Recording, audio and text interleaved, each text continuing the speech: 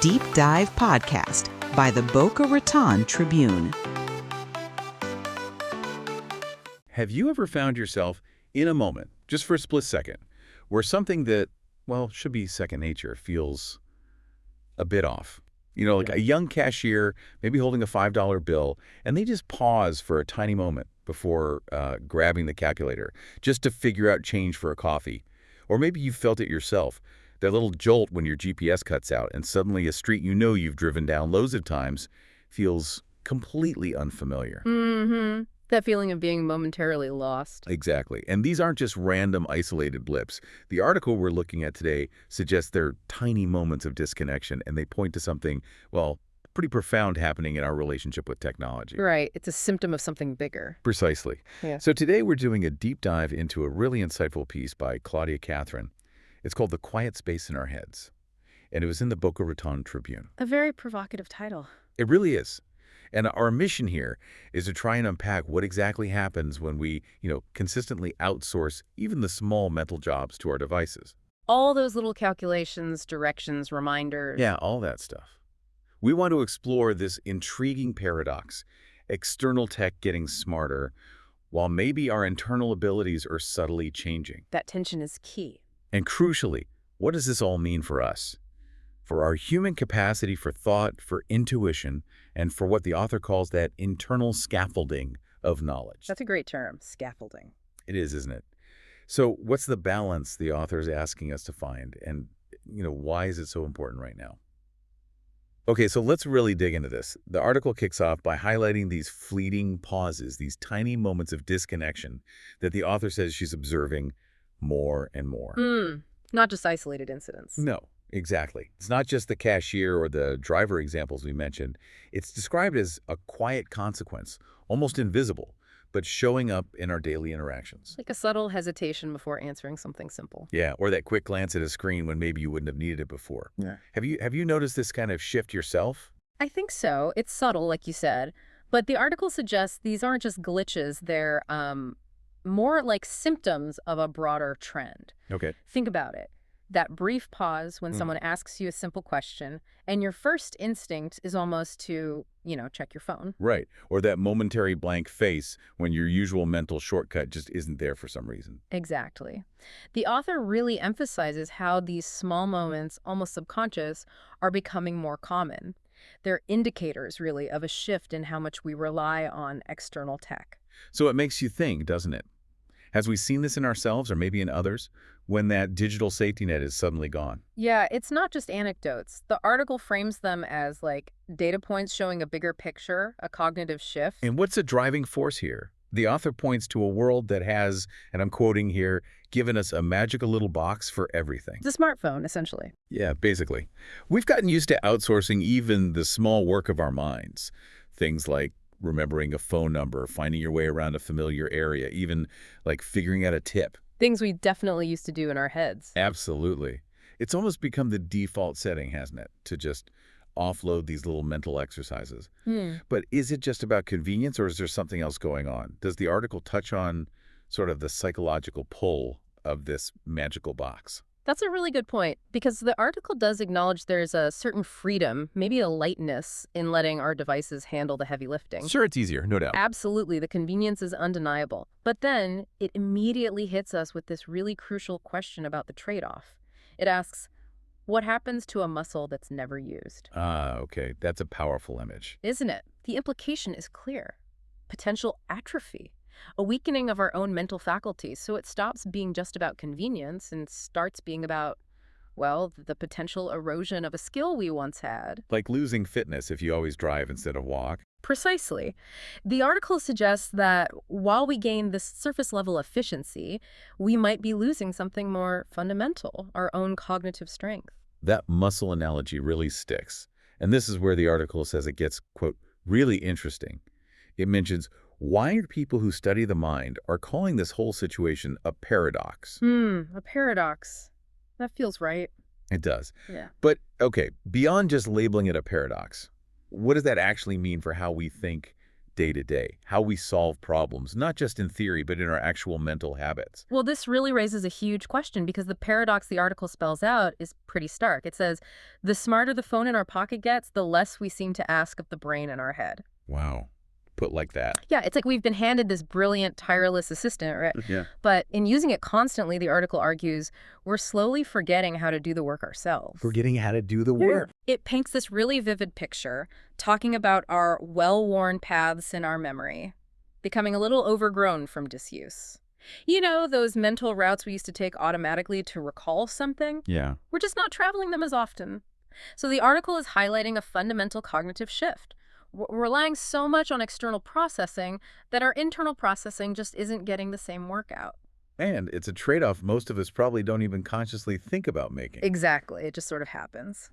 So, okay, it's clearly not just about forgetting, pub quiz trivia or someone's phone number. The article is emphatic. This isn't simply about losing factual recall. No, it goes deeper. Right. There's a more fundamental impact. If we're letting those well-worn paths get overgrown, as you said, what's the real cost? What are we actually losing? This is where the article brings in that concept we mentioned earlier, the internal scaffolding in our mind. Ah, yes, the scaffolding. It describes this as something you build when you truly know something. Not just memorize it, but when you've really wrestled with it and stored it away inside you. Okay, so it's about deep understanding, not just data retrieval. Exactly. It's not just piling up facts. It's building this strong, interconnected framework inside your head. A framework that lets you intuitively grasp complex situations. Like a gut feeling that's based on experience. Precisely. The article gives these great examples. The skilled contractor who can just glance at a beam and just know if it's right. Right. Or the experienced nurse who might sense when a dosage feels wrong even before the computer confirms it. Okay, yeah, I see. That's not magic. No, it's intuition. But the article defines intuition really well, not as some mystical power, but as knowledge that's been practiced so often it has become a part of us. Wow. Knowledge practice so often it becomes part of us. Yeah. It's that deep, inherent knowing. It comes from real mastery, from internal processing. It's the difference between just looking up a fact and actually understanding its context and implications. That idea of scaffolding really does resonate. It's not just knowing what, but knowing the why and the how. Exactly. And the consequence of relying too much on our devices seems pretty stark then, doesn't it? If we don't build that internal scaffolding, what are the biggest things we miss out on? Is it just about not knowing stuff, or is it more profound? Oh, it's far more profound, according to the article. The danger it lays out is that when we lean on our devices too early and too often, we risk never building that internal scaffolding at all. We just skip that step entirely. We skip it. We bypass what the author calls the beautifully human process of struggle, retrieval, and eventual mastery. Struggle and retrieval, yeah. So while we might always get the right answer instantly by looking it up, we miss out on the quiet confidence that comes from finding the answer ourselves. That internal satisfaction and certainty? That's it. That internal sense of knowing is what allows us to truly understand, to innovate, maybe even to be genuinely confident in our knowledge instead of just, repeating what a machine tells us. Like using GPS gets you there, but you don't learn the city layout. Perfect analogy. You get the result, but you haven't built the mental map. You haven't actually learned it in that deeper way. Okay, so thinking about practical takeaways, the article is very clear. It's not a call to throw our phones away. Definitely not anti-technology. No, not at all. It's not saying go back to some pre-digital age.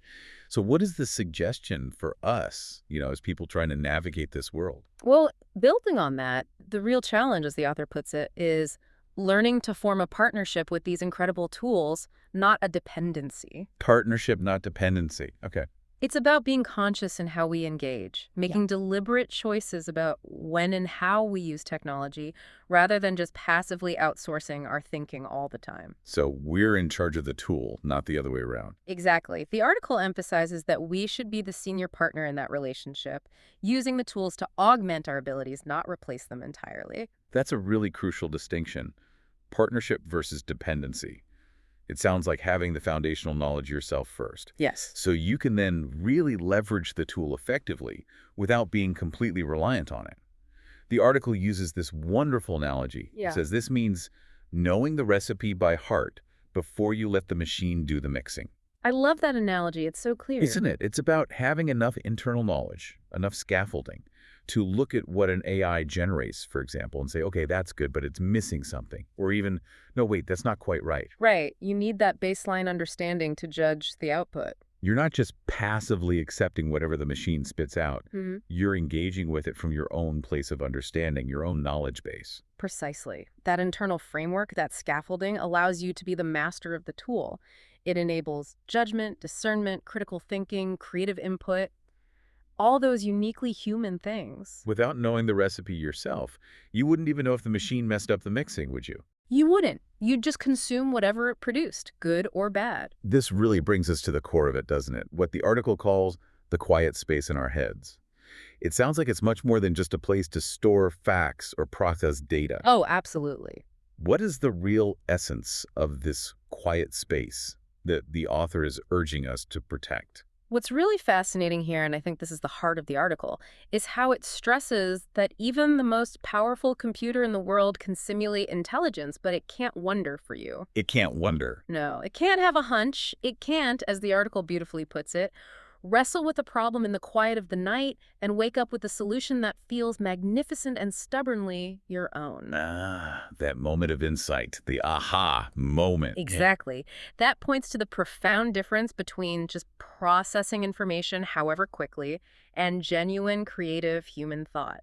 The kind that leads to real breakthroughs, real originality. Which stems from that internal wrestling, that synthesis of knowledge, not just retrieving data. That's it. It comes from inside. And that's the truly human part, right? Yeah. That spark, the ingenuity that you just can't program or outsource. Absolutely. The article concludes that this space inside our heads where we connect the dots and build our own understanding, that's not a storage problem to be solved. It's not a bug, it's a feature. Exactly. It's the very essence of what it means to think. And that part, the author insists, is still ours to keep. Ours to keep. It's the wellspring of true insight, of genuine originality, something we can't outsource without fundamentally losing a part of what makes us human thinkers. The article is really a powerful reminder. External tools can enhance us, but they can't replace the intrinsic value of our own cognitive effort, our own struggle, and the unique ideas that bubble up from that internal quiet space. So we've journeyed through these subtle signs of digital dependency, haven't we? We've talked about the deep value of building that internal mental scaffolding and the irreplaceable human spark wonder, intuition, original thought, all brought to light by Claudia Catherine in The Quiet Space in Our Heads. It's a compelling case for more conscious engagement. Definitely. Not passive outsourcing. And the article really leaves us with a vital question to ponder, doesn't it? In this world just saturated with external intelligence, how do we consciously make room for, cultivate, and protect that essential quiet space inside our own heads? How do we keep that space active? Yeah. How do we make sure these brilliant, tireless assistants, our devices, truly serve to augment our minds, rather than quietly, maybe unintentionally, diminishing our own abilities for intuition, for deep thought, for those groundbreaking ideas? It's a question of balance. It is. And maybe a final thought for everyone listening. What's one small mental task, just one simple thing you could intentionally reclaim today? Something you usually outsource, just to keep those mental paths clear, to nurture that unique internal spark. Little mental push-up. Exactly, a little mental push-up. Something to think about. Thank you so much for joining us on this deep dive. It's been fascinating exploring this critical interplay between our technology and our own minds.